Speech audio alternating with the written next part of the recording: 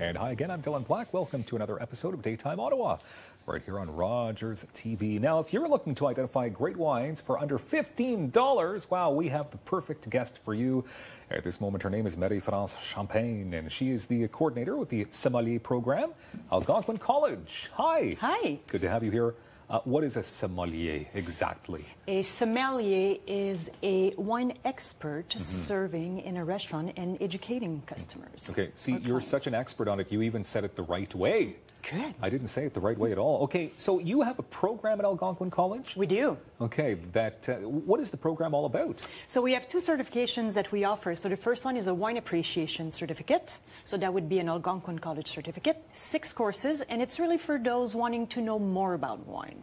So wine appreciation, 6 core wine courses. Done. It can be done in the evening, it can be done in the daytime.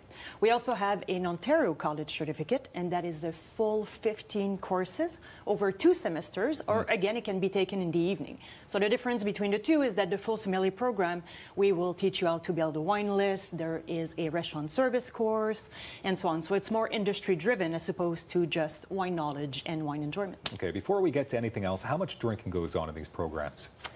Well, it depends. So I had class this morning, and we poured 8 wines this morning. But of course, it's always responsible, small pours, and we teach our student how to spit very graciously as well. Spit very graciously. Very graciously. That's good. You also have another event coming up on the 27th. We do. We have a wine dinner coming up on the 27th, and it's good value wines for the holidays. So we have a 4-course meal. We're going to be pouring 11 wines, all under $15. Okay, wow. That seems pretty affordable. It is indeed. And a fun night as well. Okay, you brought some wines with you. I did. First of all, can I ask you, so what is the difference, lots to get to, what's the difference between sparkle wine and champagne?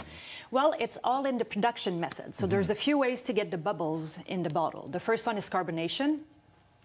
Not many regions do that anymore, thankfully. Okay. The second one, so in order to have bubbles, we need to have a second fermentation. So if we take, for example, a Prosecco or some of the sparkling we do here in Ontario or in the US, we use what we call the Charmat method.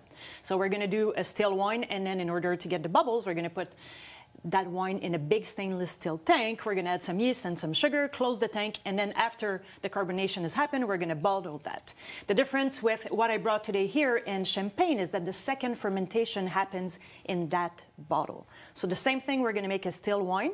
We're going to add some yeast, we're going to add some sugar, and that's going to create our second fermentation, but we're going to close this. So the CO2 that it's going to create has nowhere to go, and that's how we're going to get the carbonation in this bottle. You make it sound so easy. It is. But it is a process. It is indeed. And that's why you take a program, like your program, to find out more about stuff like this. Exactly. So you would learn all about champagne production and sparkling wine production in vinification. Okay. Can you tell us about some amazing pairings as the holidays are coming up? Well, champagne and oysters, or sparkling wine and oysters, is a pretty classic pairing. Depending on where you are at in the meal, you can serve either a nice Chardonnay with your turkey, or you can serve a Riesling. You can serve with your roast beef, you can serve a Chianti, you can serve a Côte du Rhône. So there are some pretty classic pairings, and that's what we're going to explore as well that night. Okay. When it comes to good value, because I was talking about, obviously value is important this time of year, every time of year. What are some good value wines that you can find at places like the LCBO? Well, we did another one of those wine dinners in the spring, and out of 13 wine we poured that night, the best and the favorite wine of the night was $8.85 at the LCBO. So it is possible to find very decent bottles of wine at a decent price at the LCBO. Are you able to tell us what type of wine that was? That was a Montepulciano d'Abruzzo, and the producer is Farnese. So regular list at the LCBO, $8.85, by far the favorite of the night. For those paying attention at home, can you spell that for us? No, don't. I can. You don't have to.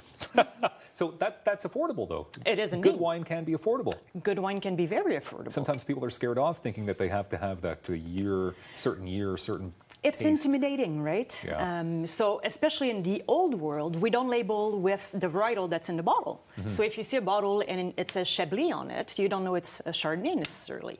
So that's what we learn in the program as well. So good wine, most of our students drink less expensive wine after they're done with us than they did before, because before we buy the producer that we know, or the label, and then with the knowledge, then it becomes much easier to pick those cheaper bottles. Yeah, good. Okay, well, tell us the other 2 bottles. You've talked about one.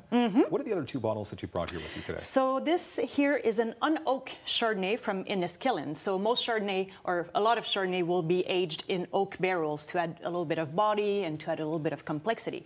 Here we're really letting the grape express itself, and it's really fresh, lively, good acidity, pairs well at the table with anything from fish, from turkey. You can have your appetizer, your finger food with this wine, and this is $13.95. Affordable. Affordable, and from almost our backyard. It's from it's Niagara Peninsula is the appellation for this one. So you're keeping the money local-ish. Well, we should. Okay. And we do make amazing wines in Ontario and in BC and in Prince Edward County now, even in Ottawa. So might as well encourage local. That's right. And the second bottle, the other bottle? The second bottle here is a blend of Grenache and Syrah. It's from Pays d'Oc, so in the south portion of France, largest appellation in France, actually. So again, not too much oak on this wine, so it makes it more approachable and makes it easier to pair at the table. This wine is from Chapoutier, which was one of France's largest producer. Fun fact, the first one to have a braille on his label for blind people. And most of his vineyards are farmed organically as well, so perfect wine for the holiday. This one here at $14. Braille, looking good. Okay, so quickly, 30 seconds left. More details on the 27th? Yes, you can get your tickets on Eventbrite. So just Google Eventbrite Sommelier Program, Restaurant International Wine Dinners, and the information is there, $50 for the meal. Which is incredibly affordable. It is indeed. So 11 wines, 4-course meal. Wow. Great value. Okay, that sounds like a lot of fun. And of course, more details, algonquincollege.com for all the programs that you're offering as well. Yes. Thank you very much. Sommelier? Sommelier. Sommelier. All right. Probably still said it wrong. There you go.